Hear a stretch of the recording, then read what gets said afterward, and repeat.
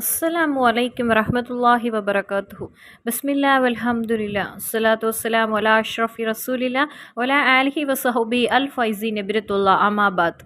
நம்மை படைத்த இறைவனுடைய ஒரு உதவி, ஒரு அன்பு, ஒரு கருணை இருந்தால் மட்டும்தான் நமக்கு எங்கேயுமே வெற்றி அடைய முடியும். அதனால் நான் சொல்லக்கூடிய இந்த சூறாவை ஓதி நாம் துவா செய்யும்போது வல்லமை மிகுந்த இறைவனுடைய ஒரு உதவியும் அன்பும் கருணையும் நமக்கு கிடைத்து கொண்டே இருக்கும். நமது வாழ்க்கையில் எல்லாருக்குமே அதிகமான கவலைகள் இருக்கக்கூடியவங்க தான். நிறைய பேர் அதிகமான கவலைகளையும் சிரமங்களையும் அனுபவித்து தான் வாழ்ந்து கொண்டிருக்கிறாங்க.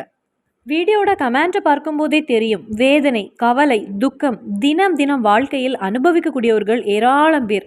இன்னைக்கு இல்லை என்றால் நாளைக்காவது ரப்பு எனக்கு சந்தோஷத்தை வழங்குவான் என்று உறுதியான நம்பிக்கையோடும் ஈமானோடும் தான் எல்லாரும் வாழ்கின்றோம். சில நபர்களுக்கு கவலை வந்தவுடன் அவர்கள் அதை அடுத்தோர்களிடத்தில் கூறுவாங்க, அழுவாங்க. எனது கவலை வருவதற்கு இவர்கள்தான் காரணம் அப்படின்னு அடுத்தோர்களை குறை கூறக்கூடியவர்களும் உண்டு. இவங்க எல்லாம் எவ்வளவு அவர்களுடைய வாழ்க்கையில் வந்தாலும் திருந்தவே மாட்டாங்க. இவர்களுக்கு இறைவனை நெருங்கவும் முடியாது. நாம் என்ன செய்ய வேண்டும்? இறைவனிடத்தில் உதவி தேட வேண்டும். ஒருவேளை 99% பேரும் நமது கவலையை கேட்கும்போது அவர்களுக்கு ஒரு ஆறுதல் கூறுவர்களாக இருக்கலாம். ஆனால் அவர்களுக்குள்ளேயே அது நல்ல ஒரு சந்தோஷத்தை கொடுக்கக்கூடிய விஷயமாக இருக்கும். நமது கவலை என்பது நாம் கூறக்கூடிய அந்த பிரச்சனையை அவங்க அடுத்தவர்களிடத்தில் பகிர்ந்து கொள்வாங்க. அவள் இப்படி ஒரு குணம் இருப்பதால் தான் அவளுக்கு இந்த பிரச்சனை வந்தது, அவளுக்கு இந்த கடன் வந்தது, இந்த பிரச்சனை வருவதற்கு காரணம் அவர்கள் முன்னாடி செய்த செயல்கள் தான் அப்படின்னு நம்மை தாழ்த்தக்கூடியவர்களாக இருப்பாங்க. அதே நேரத்தில் நமக்கு ஒரு கவலையோ ஒரு பிரச்சனையோ எதுவுமே இல்லாமல் இருந்தால் அடுத்தவர்கள் கூறக்கூடியது, அவன் நல்ல ஒரு மனிதன், யாருக்கும் எந்த பிரச்சனையும் நினைக்க மாட்டான், எந்த வேதனையுமே அவன் கொடுத்தது கிடையாது, அதனால் யாருடைய சாபமும் அவனுக்கு கிடையாது, அதனால்தான் எல்லாமே அவனுக்கு நல்லபடியாக நடக்கிறது அப்படின்னு கூறுவாங்க. அதனாலேயே யாரிடத்திலையும் போய் நமது கவலையையும் பிரச்சனைகளையும் சொல்லாமல் இருப்பது நமக்கு நல்லது. ஆனாலும் சிலர் நமது கவலையை கேட்கும்போது அல்லாஹு தாலாவிடத்தில் ஆத்மார்த்தமாக துவா செய்யக்கூடியவர்களும் உண்டு. அப்படியும் இருக்கிறார்கள். ஒரு ஆக்சிடென்ட் வந்து ஆபத்து வந்தால் அவர்கள் செய்ததுக்கு தான் அவர்களுக்கு கிடைத்திருக்கிறது அப்படி கூறக்கூடியவர்களும் உண்டு. ஒரு வயதான காலத்தில் நோய் வந்தோடனே அவர்கள் நிறைய தீமைகள் செய்திருக்காங்க, அதனால தான் இறைவன் இப்படி கொடுத்து விட்டான் அப்படின்னு கூறுவாங்க. அவர்களுக்கு இந்த நோய் வந்ததுக்கு காரணம் அவர்கள் முன் செய்த பாவம் அப்படின்னு கூறுவாங்க. அப்படி இருந்தால் கூட நாம் அதை சொல்ல வேண்டிய தேவையில்லை. அந்த நோயால் இறைவன் அவர்களை தண்டிக்கவில்லை, இறைவன் அவர்களை பாதுகாக்கின்றான், அவர்களை சுத்தப்படுத்துகின்றான். நாளை ஆகிரத்தில் அவர்களுக்கு சந்தோஷமான ஒரு வாழ்க்கைக்காக, ஆகிரத்தில் அவர்களுக்கு ஒரு சந்தோஷமான வாழ்க்கை கொடுப்பதற்காக இந்த துனியாவில் அல்லாஹு தாலா அவர்களை சுத்தப்படுத்துகின்றான். உதாரணமாக ஒரு ட்ரெஸ்ஸை நம்ம கழுகிறோம், அதற்குள்ள அழுக்குகளை எல்லாம் நம்ம நீக்குகிறோம், அடித்து துவைத்து நாம் கழுகுகின்றோம். அதே போலதான் இறைவனுக்கு பிடித்தவர்கள் சிறிய பாவங்கள் செய்திருந்தால் கூட இறைவன் அதை மன்னித்து விடுகின்றான். சில நோய்களை கொடுத்து இறைவன் அந்த அடியானை சுத்தப்படுத்துகின்றான். மறுமை செல்வதற்கு முன்னதாகவே அந்த அடியானை இறைவன் தூய்மைப்படுத்துகின்றான். அதுதான் அந்த நோய் என்பது. அதனால் ஒரு நோயால் நாம் அதிக சிரமப்படுகின்ற ஒரு நபரை பார்க்கும்போது நாம் நினைத்து கொள்வோம், அது இறைவன் அந்த அடியானுக்கு கொடுத்த அருள் என்று நாம் கருத வேண்டும். அதை விட்டுவிட்டு அவர்கள் செய்த பாவத்துக்கு தான் இப்படி ஆயிருக்கிறது, எப்படி படுத்திருக்காங்க பாரு, அவர்களுக்கு இது போதாது அப்படிங்கிற விஷயங்கள் நமது வாயிலிருந்து வரக்கூடாது. அதிகமான தவறு செய்திருப்பாங்க, அவர்களுக்கு இறைவன் எந்த வேதனையும் எந்த பிரச்சனையும் எந்த நோயும் கொடுக்காமல் இறைவன் நேரடியாக அவர்களை எடுத்து விடுவான். உடனே அவர்கள் நல்ல மனிதர்கள் என்றும் நமக்கு சொல்ல முடியாது. அவர்களுக்கு நமது கண்களில் எதையுமே காட்டாமல் இறைவன் மறுமையில் அவர்களுக்கு வழங்கி விடுவான். அப்போ ஒரு மூமினுக்கு மறுமையில் அவன் வெற்றி அடைய வேண்டும், இறைவன் தண்டிக்காமல் இறைவன் அவனை பாதுகாக்க வேண்டும். அதுதான் ஒரு மூமினுக்கு வேண்டியது. அதே போலவே அதிக கடன் சுமையால் சிரமப்படுகின்றவர்கள் உண்டு. அதை பார்த்தவுடன் பலரும் கூறக்கூடிய ஒரு விஷயம், அவர்களுக்கு இது போதாது, அவன் கவனிக்காமல் அவனுக்கு வந்த கடன் இது அப்படின்னு கூறக்கூடியவங்க உண்டு. லோன் வந்து வீடு ஜப்தியாகக்கூடிய நிலையில் இருப்பாங்க, அந்த நேரத்திலும் கூறக்கூடியது, அவள் கவனிக்காமல் இருந்தால் அதனால்தான் அவளுக்கு இந்த கடன் என்று. அவர்கள் எந்த அளவில் ஆடம்பரமாக வாழ்ந்தாங்க, அதிக செலவு, அதனால்தான் இந்த நிலைமைக்கு அவர்கள் ஆகிவிட்டார்கள் அப்படின்னு கூறுவாங்க. ஆனால் உண்மையாகவே அவர்களை அறியாமலேயே வந்த கடன், அதை சீக்கிரமாகவே அடைக்க வேண்டும் அப்படின்னு உள்ள ஒரு சிந்தனையோடு தான் அவர்கள் எடுத்திருப்பாங்க.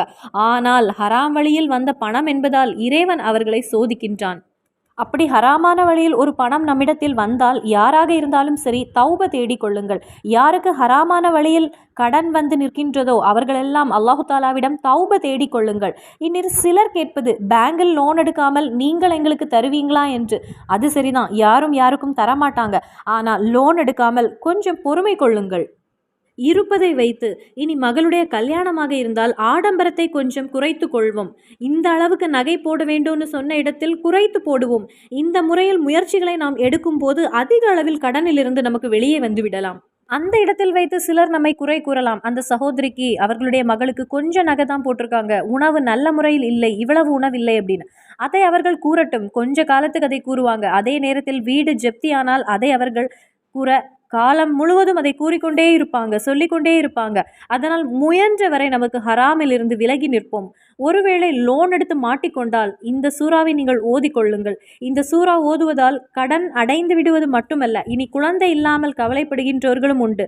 அவர்கள் எல்லாமே இந்த சூறாவை ஓதினால், அதுவும் இந்த புனிதமான இந்த மாதத்தில் ஓதினால், அதே போலவே வீடில்லாமல் கவலைப்படுகின்றவங்க ஏராளம் பேர் உண்டு.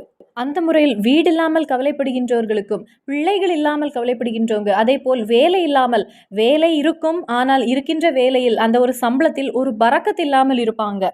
இந்த பொக்கிஷமான பரக்கத் இல்லாமல் போவதற்கு காரணம் நிறைய விஷயங்கள் உண்டு. அதெல்லாம் நாம் தான் காரணம். அந்த விஷயங்களை பற்றி நிறைய வீடியோவில் நான் சொல்லியிருக்கிறேன். பரக்கத் நஷ்டமாகக்கூடிய விஷயங்கள் நாம் அறியாமலேயே நம்மிடத்தில் அது வந்து சேருகிறது. அப்போ இந்த ஒரு பிரச்சனையிலிருந்தெல்லாம் நாம் தப்பித்து விடலாம். இறைவன் நம்மளை பாதுகாத்து விடுவான். இந்த ஒரு நல்ல மாதத்தில் இந்த ஒரு சூறாவை நாம் 101 தடவை ஓதி துவா செய்வோம். அப்போ இனி அந்த சூறா எதுன்னு பார்ப்போம். புனித குரான்ல எல்லாருக்குமே தெரிந்த ஒரு சூறா, எல்லாரும் மனப்பாடம் செய்த சூறா ஆன சின்ன சூறா இது. 110வது சூறா ஆன சூரத்துல் நஸர். திருமறை குரான்ல 110வது சூறா சூரத்துல் நஸர் வெறும் 3 ஆயத்துக்களை கொண்டது. இந்த சின்ன சூறாவை நாம் செய்ய வேண்டியது 7 நாட்கள் 101 தடவை ஓத வேண்டும். 7 நாட்களும் நாம் 101 தடவை ஓத வேண்டும். வெறும் 3 ஆயத்துக்களை கொண்டது. ஆனா இந்த சின்ன சூறாவுடைய அந்த ஒரு அற்புதமும் மகத்துவமும் அதிகமானது. ரொம்ப அற்புதமான ஒரு சூறா இது. இது ஒரு சின்ன சூறா அப்படின்னு யாரும் இதை நிசாரமா நினைக்க வேண்டாம், இதை தவிர்க்க வேண்டாம். இந்த சூறாவுடைய அர்த்தமே உதவி என்பதாகும். நெசர் என்றால் உதவி. அப்போ என்ன ஒரு உதவி நமக்கு இறைவிடத்திலிருந்து வேண்டுமானாலும் இந்த சூறாவை நாம் ஓதினால் போதுமானது. நேற்றைய தினத்தோடு நமது வாழ்க்கை முடிந்து விடவில்லை. அல்லாஹ்வுடைய ஒரு ஆயுள் நமக்கு இருந்தால் இன்னும் நமது வாழ்க்கை எவ்வளவோ முன் எடுத்து செல்ல வேண்டி இருக்கிறது. நமது முன்னாடி இருக்கக்கூடிய வாழ்க்கையில் எந்த ஒரு விஷயத்திலும் அல்லாஹு தாலாவிடத்தில் இருந்து ஒரு உதவி நமக்கு கிடைக்க தொடங்கும். அதே போலவே எவ்வளவு கவலையிலும் எவ்வளவு வேதனையோடு இருந்தாலும் அதெல்லாம் நீங்கி நமது வாழ்க்கையில் நல்ல சந்தோஷம் கிடைக்க தொடங்கும். இனி ஏதாவது ஒரு காரியத்திற்கு வேண்டி நான் தயாராகும் போது அந்த காரியங்கள் எல்லாம் ஏதாவது ஒரு தடை இருக்கும். அந்த தடைகள் எல்லாம் நீங்கி நமக்கு பூட்டி இருக்கக்கூடிய வாசல்களை அல்லாஹு தாலா திறந்து தருவான். எந்த ஒரு விஷயமானாலும் பூட்டி இருக்கக்கூடிய அந்த வாசல்கள் நமக்கு திறந்து கிடைக்கும். இனி ஏதாவது ஒரு தேவை இருந்தால், வீடு இல்லாமல் கஷ்டப்படுகின்றவர்களுக்கு ஃபஜ்ருடைய தொழுகை பிறகோ அல்லது மஹரிபுடைய தொழுகை பிறகோ ஏதாவது ஒரு ரூம்ல இருந்து ஆத்மார்த்தமாக அல்லாஹு தாலாவிடத்தில் 101 தடவை நெய்யத்து வைத்து நீங்கள் ஓதிக்கொள்ளுங்கள். 101 தடவை கண்ணீரோடு ஆத்மார்த்தமாக அழுது துவா செய்யுங்கள். அப்போ எதையும் நமக்கு நிறைவேற்றி எடுத்து விடக்கூடிய ஒரு மாதமாகும். இந்த ஒரு நல்ல மாதத்தில் 7 நாட்கள் தொடர்ந்து 101 தடவை இந்த சூறாவை ஆத்மார்த்தமாக ஓதி அல்லாஹு தாலாவிடத்தில் கேளுங்கள். இனி நாம் ஒரு நாளும் நடக்காது என்று தள்ளிவிட்ட காரியங்கள் கூட இந்த மாதத்தின் நல்ல ஒரு மாதத்தின் பரக்கத்து கொண்டும் இந்த உதவி என்கிற சூறாவின் பரக்கத்து கொண்டும் அந்த காரியங்கள் நமக்கு நடந்து கிடைக்கும். இன்னும் ஏராளமான மகத்துவங்கள் உண்டு. நாம் வீட்டில் இருந்து இறங்கும் போது, எந்த ஒரு பெரிய தேவைக்காக இறங்கும் போது அந்த காரியங்களை எல்லாம் அல்லாஹு தாலா எளிதாக நடத்தி தருவான். இந்த சூறாவை நாம் ஓதினால் இறைவனுடைய ஒரு காவல் நமக்கு கிடைக்கும். ஏதாவது ஒரு விஷயம் இனி நடக்குமா அப்படின்னு சந்தேகத்தோடு நீங்க இறங்கும் போது இந்த ஒரு சூறாவை 1, 3, 7 தடவை நீங்க ஓதிக்கொண்டு இறங்கும் போது இறைவனுடைய ஒரு உதவி அந்த காரியத்தில் கிடைக்க தொடங்கும். எல்லாரும் ஒரு தடவையாவது இது வாழ்க்கையில் வழக்கமாக்கிக் கொள்ளுங்கள். எந்த வேதனையாக இருந்தாலும் எந்த பிரச்சனையாக இருந்தாலும் அது நீங்கிவிடும். இதா ஜாஅ நஸ்ருல்லாஹி வல் ஃபத்ஹ் அப்படின்னு தொடங்கக்கூடிய அந்த சூறா தான் இது. சிலருக்கு ஒரு நாள்லேயே ஓதி வெற்றி அடைந்தவர்களும் உண்டு. இனி கூடி போனால் 7 நாட்கள், 7 நாட்கள்ல எந்த ஒரு தேவையும் அல்லாஹு தாலா பூர்த்தி செய்து தருவான். பலருடைய வாழ்க்கையிலும் பல அற்புதங்களை காண்பித்து கொடுத்த சூறாவாகும் இது. நமக்கு ரப் இல்லாமல் யாரிடத்திலிருந்து நமக்கு உதவி கிடைக்கும்? எப்படி நாம் யாரிடம் சென்று நமது காரியங்களை கூறினாலும் சரி, நமக்கு நாம் கூறிய விஷயங்கள் பிரச்சனையாகத்தான் அது மாறும் நமது வாழ்க்கையில். ஆனால் இறைவிடத்தில் நமக்கு எந்த ஒரு தேவையும் நமக்கு கேட்டுக்கொள்ளலாம். ஒரு செருப்புடைய ஒரு வார அத்து போனா கூட அதை கூட நாம் அல்லாஹு தாலாவிடத்தில் கேட்க வேண்டும் என்றுதான் நமக்கு இஸ்லாம் கற்றுத் தருகிறது. நாம் இறைவனுக்கு வேண்டி ஒரு முறை நாம் திக்ர் ஓதினால் கூட அதனுடைய சந்தோஷத்தை உங்கள் மனதில் நீங்கள் உணர தொடங்குவீங்க.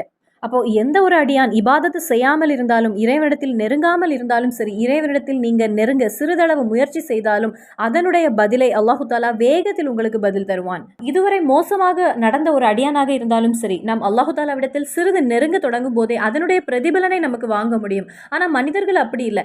ஏதாவது சின்ன ஒரு மிஸ்டேக், ஏதாவது ஒரு தவறு நமது பக்கத்திலிருந்து ஏற்பட்டால், ஏதாவது கொடுத்தெடுத்து அவர்கள் மன நிம்மதி அடைந்தால் கூட சிறிது காலத்திற்கு பிறகு மறுபடியும் அவர்களுக்கு அந்த பகை வந்துவிடும். ஆனால் நமது ரப்பிடம் நாம் சிறிது தௌபா தேடிக் கொள்ளும் போதே இறைவன் நம்மை மன்னித்து விடுவான். இறைவனிடத்தில் எந்த அளவு நாம் நெருங்கி செல்கின்றோமோ அந்த அளவிற்கு இறைவன் நம் பக்கத்தில் ஓடி வருவான். அப்போ இந்த ஒரு மாதம் அல்லாஹ்வுடைய மாதம், ஷஹருல்லா அல்லாஹ்வுடைய மாதம் அப்படிங்கிற இந்த ஒரு மாதத்தை ஒரு நாளும் நாம் நிசாரமாக்கி விட்டு விடக்கூடாது, நஷ்டமடைந்து விடக்கூடாது. அப்போ இந்த ஒரு மாதத்திற்கு நாம் முக்கியத்துவம் கொடுத்து மதிப்பு கொடுத்து இந்த ஒரு சூறாவை நீங்கள் 3 நாட்கள் 7 நாட்கள் நீங்கள் ஓதிக்கொள்ளுங்கள். 101 தடவை ஓதிக்கொள்ளுங்கள். இந்த 101 தடவை நீங்கள் ஓதும் போதும் யாரிடமும் எந்த ஒரு பேச்சும் தேவையில்லை. மனதில் நேயத்தை வைத்துக்கொண்டு 101 தடவை ஓதுவதற்கு அதிக நேரமும் ஆகாது. அதன் பின்பு உங்களோட தேவையை ரப்பிடம் கேட்டுக்கொள்ளுங்கள். சிலருக்கு 1வது நாளிலேயே பதில் கிடைக்கும். கூடி போனால் 7 நாட்கள், கண்டிப்பாக 7 நாட்களில் உங்களுடைய தேவை இறைவன் பூர்த்தி செய்து தருவான். இறைவனிடத்திலிருந்து உதவி கிடைக்கும். எல்லாருக்குமே மனப்பாடமான சூரா இதா ஜாஅ நஸ்ருல்லாஹி வல் ஃபத்ஹு வரஅய்த الناس يدخلون في دين الله أفواجا فسبح بحمد ربك واستغفره إنه كان توابا. குரான்லேயே நமக்கு 114 சூறா தான் இருக்கிறது. கடைசியில் நமக்கு சின்ன சின்ன சூறா இருக்கிறது. அதில் 110வது சூறா. குரான் எடுத்து பார்க்கும் போதே எல்லாருக்கும் புரிந்துவிடும். ஒவ்வொரு உம்மாவும் உங்கள் பிள்ளைகளுக்கு கற்றுக் கொடுக்க வேண்டிய சூறா இது. அப்போ மறுபடியும் சந்திப்போம். அஸ்ஸலாமு அலைக்கும் வரஹ்மத்துல்லாஹி.